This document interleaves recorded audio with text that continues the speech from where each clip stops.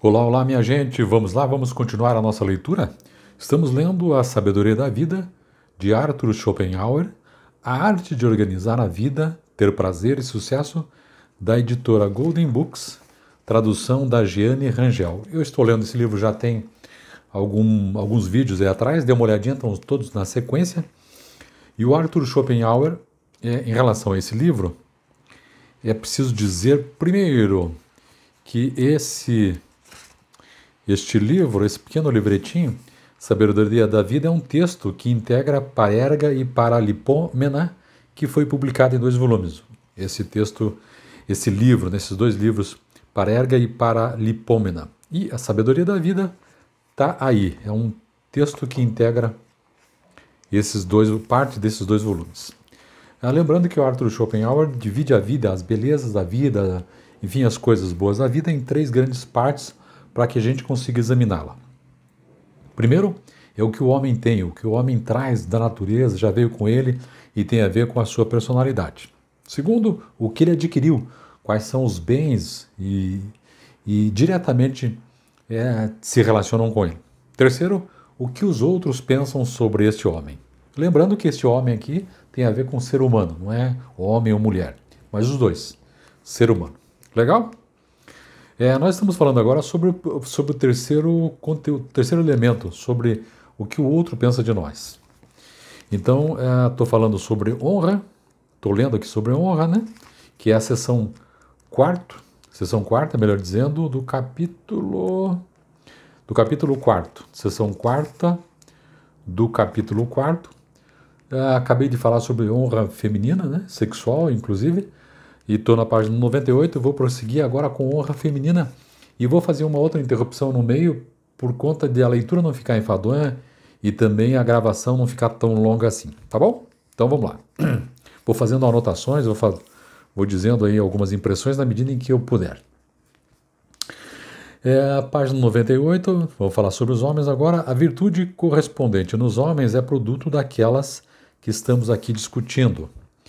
É seu espírito de corpo que demanda que, quando um homem se rendeu ao casamento que seja tão vantajoso para seu conquistador, ele cuidará para que os termos do tratado sejam mantidos, para que o próprio acordo possa não perder sua força pela permissão de qualquer lassidão em sua observância e que os homens, tendo desistido de tudo, possam, no mínimo, ter assegurado a sua barganha, ou seja, a posse exclusiva. Pessoal, aqui, claro, sempre relembrando, Schopenhauer escreve para um tempo, ele é um homem de um tempo. Não dá para nós agora, com a nossa formação, inclusive moral, começarmos a tecer considerações acerca de se ele está certo, se ele está errado. Para nós, provavelmente, ele estará errado, mas para a época dele, provavelmente, ele estaria certo. Isso aqui é um texto filosófico que serve para a nossa reflexão. Vamos lá. Da mesma forma, é parte da honra do homem ofender-se com a quebra do laço matrimonial por parte de sua esposa e puni-la, no mínimo separando-se dela. Se ele perdoa a ofensa, seus companheiros se envergonharão dele. Mas a vergonha, neste caso, não é nem longe tão pérfida como a da mulher que perdeu sua honra. A honra é absolutamente da pior espécie, porque a relação do homem com a mulher é inferior a muitos e mais importantes negócios em sua vida. Os 2 grandes poetas dramáticos dos tempos modernos utilizaram a honra do homem em 4 peças: Shakespeare em Otelo e Conto de Inverno e Calderon em O Médico de Sua Honra e Para a Secreta Insulta, Secreta Vingança. Deve-se dizer, porém, que a honra demanda punição só para a mulher. Punir seu amante também é uma obra de superrogação. Isto confirma a visão que tive que a honra de um homem se origina no espírito de corpo. O tipo de honra que discuti até aqui sempre existiu em suas várias formas e princípios em todas as nações e épocas, embora a história da honra feminina mostre que seus princípios têm passado por certas modificações em diferentes locais e períodos. Mas há outra espécie de honra que difere inteiramente disto, uma espécie de honra que gregos e romanos não têm concebido e até hoje é perfeitamente desconhecida entre chineses, hindus ou maometanos. É um tipo de honra que surgiu somente na Idade Média e é natural apenas na Europa cristã. Não, apenas para uma porção mínima da população, por assim dizer, as classes mais altas da sociedade e aqueles que a imitam. É a honra cavalheiresca, ou ponto de honra. Seus princípios são bem diferentes dos que embasam o tipo de honra que descrevi até agora, e em alguns aspectos são mesmo opostos a ela. O tipo a que me refiro produz o cavalheiro, enquanto outro tipo cria o homem de honra.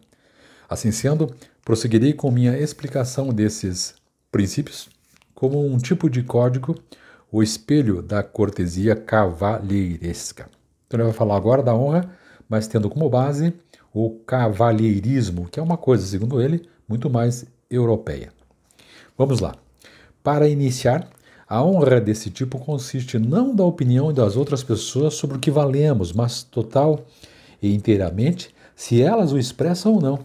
Não importa se eles tenham de todo alguma opinião, sem contar que elas conheçam as razões para tê-la. Outras pessoas podem ter a pior opinião sobre nós em consequência do que façamos e podem nos desprezar como quiserem. Enquanto ninguém ousar expressar a sua opinião, nossa honra permanece impecável. Assim, se nossas ações e qualidades suscitam o mais alto respeito dos outros, e se eles não têm outra opção além de nos dar este respeito, logo que alguém, mesmo que insensato ou depravado, exprima algo depreciatório de nós, nossa honra é ofendida. Não. Foi-se para sempre, a menos que possamos tentar restaurá-la. Uma prova supérflua do que digo, isto é, que a honra cavalheiresca depende não do que as pessoas pensam, mas do que dizem. É dada pelo fato de que os insultos podem ser retratados ou, se necessário, podem dar motivo para um pedido de desculpas que fazem como se eles nunca tivessem sido expressos. Que a opinião que originou a expressão tenha também sido retificada e porque a expressão também tenha sido usada, são questões perfeitamente sem importância. Logo que a afirmação for retratada, tudo ficará bem. A verdade é que um comportamento desse tipo visa não ganhar respeito, mas extraí-lo. Em segundo lugar, este tipo de honra, que é a honra cavalheiresca, se baseia não no que um homem faz, mas no que ele sofre, os obstáculos que encontra. Diferente da honra que prevalece nas demais, consistindo ou não no que ele mesmo diz ou faz, mas no que o outro diz ou faz. Sua honra está assim à mercê de todo tagarela que possa bater com a língua nos dentes. E se ele a ataca, ele se vai para sempre, a menos que o homem atacado consiga se desvencilhar novamente por um processo que citarei agora, um processo que envolve perigo para a sua vida, saúde, liberdade, propriedade e paz de espírito. Toda a conduta de um homem pode estar de acordo com os mais corretos e nobres princípios. Seu espírito pode ser o mais puro que jamais respirou. Seu intelecto, da mais alta ordem e, ainda assim, sua honra pode desaparecer no momento que alguém se agrada de insultá-lo. Alguém que não ofendeu este mesmo código de honra, seja ele o mais inútil pervertido ou a mais estúpida besta, um ocioso jogador, devedor, um homem, em resumo, sem nenhum valor. É normalmente este tipo de sujeito que gosta de insultar as pessoas, pois, como Sêneca corretamente observa, quisque contemptissimus et ludibrio est, ita solutissimae est. Quanto mais desprezível e ridículo o homem é, mais pronta está sua língua. Seus insultos parecem ser mais dirigidos contra o tipo de homem que eu descrevi, porque as pessoas de diferentes gostos nunca podem ser amigos e, à vista do mérito proeminente, podem provocar a ira secreta de um malfeitor. O que Goethe diz no Westtödtlichen Divan é bem verdade. É inútil queixar-se dos seus inimigos, pois eles nunca se tornarão seus amigos, e todo o seu ser é uma viva preocupação para eles. É óbvio que pessoas com essa descrição de inutilidade por boa causa deveriam ser gratas ao princípio da honra, porque as coloca no mesmo nível de pessoas que em todos os outros aspectos ficam bem acima delas. Se um sujeito gosta de insultar qualquer um e atribui a ele, por exemplo, alguma má qualidade, isto é tomado em prima facie como uma opinião bem fundada, de fato verdadeira, como se fosse um decreto com toda a força da lei. Não. E se não for de imediato varrido pelo sangue, passa a ser um julgamento que se torna bom e válido para todo o tempo. Em outras palavras, o homem que é insultado permanece, aos olhos das pessoas honradas, o que um homem que emitiu o insulto, mesmo se ele for o maior miserável da terra, teve prazer de chamá-lo, pois ele incitou o insulto, o termo técnico, acredito. Da mesma forma, todas as pessoas honradas nada mais terão a ver com ele e o tratarão como um leproso, podendo até se recusarem a estar em sua companhia, onde ele possa estar e assim por diante. Este sábio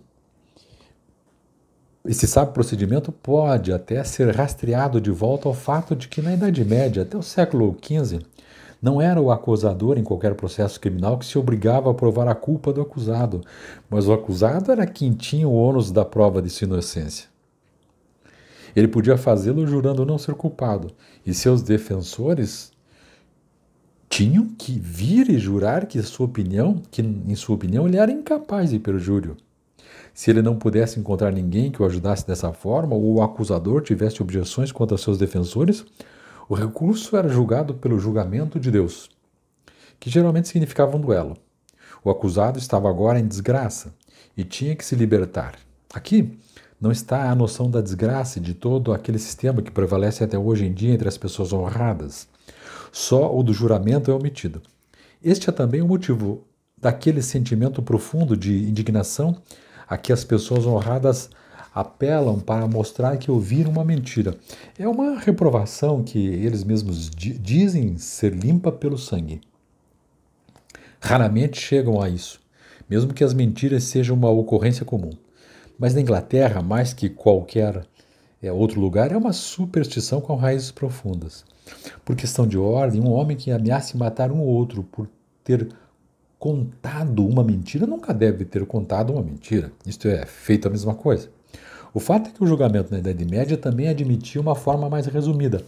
Em resposta à acusação, o acusado respondia: isto é mentira. A partir disso, a decisão era deixada ao julgamento de Deus. Portanto, o Código de Honra Cavalheiresca prescreve que, quando é dita uma mentira, segue-se o apelo às armas como consequência lógica, ainda mais para a teoria do insulto. Não há nenhuma coisa pior que o insulto. Algo tão pavoroso que deva pedir perdão para todas as pessoas honradas por mencioná-lo neste Código de Honra Cavalheiresca, pois sei que eles vão se arrepiar e seus cabelos ficarão em pé só de pensar a respeito. O summum malum, o pior mal sobre a terra, pior que a morte e a condenação. Honra que, enquanto outras espécies de insulto podem ser curadas por derramamento de sangue, este só pode ser curado pela graça de Deus. 3. O terceiro lugar não tem absolutamente nada a ver com o que um homem pode ser em e para si mesmo ou novamente com a questão de seu caráter moral. Já se tornou melhor ou pior em todas as indignações pedantes. Já se tornou melhor ou pior se a sua honra for atacada, ou se foi por todas as aparências, ela pode ter sido logo restaurada inteiramente se você for apenas rápido o bastante para recorrer ao remédio universal, um duelo. Mas se o agressor não pertencer às classes que reconhecem o Código de Honra Cavalheiresca, ou foi ele mesmo ofendido contra ele, há um modo mais seguro de enfrentar qualquer ataque à sua honra, consistindo de socos ou meramente de palavras. Se você está armado, você pode derrubar seu oponente imediatamente, ou talvez uma hora mais tarde. No entanto, se você quer evitar um passo tão extremo, por medo de alguma desprazerosa consequência que daí surja, ou pela incerteza de se o agressor está ou não sujeito às leis da honra cavalheiresca, há outros meios de tornar aceitável sua posição, isto é, a vantagem. Ela consiste em devolver a rudeza com rudeza ainda maior.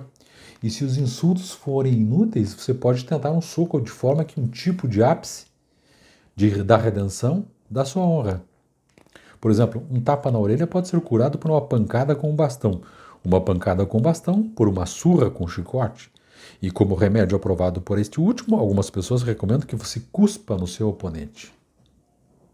Se todos esses meios não valerem de nada, você não deve se esquivar de derramar sangue. E a razão para esses métodos de limpar o insulto é, neste código, como segue.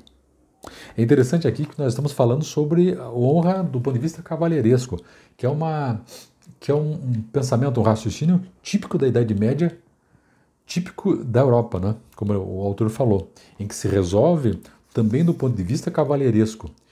E o máximo que você pode fazer do ponto de vista cavalheiresco é ir às vias de fato. É ir contra a pessoa num duelo, numa coisa igual. Em último caso, você tem que ir numa coisa desigual, isto é, a sua afronta tem que ser maior do ponto de vista físico, ele fala em cuspir, inclusive, tem que ser maior do que a afronta que você recebeu. É muito interessante isso, né? Tem essa escala de valores que provavelmente os cavaleiros lá da Idade Média usavam bastante isso, e é só a gente ver nas leituras que nós temos por aí em relação aos cavaleiros lá. Legal? Muito interessante mesmo.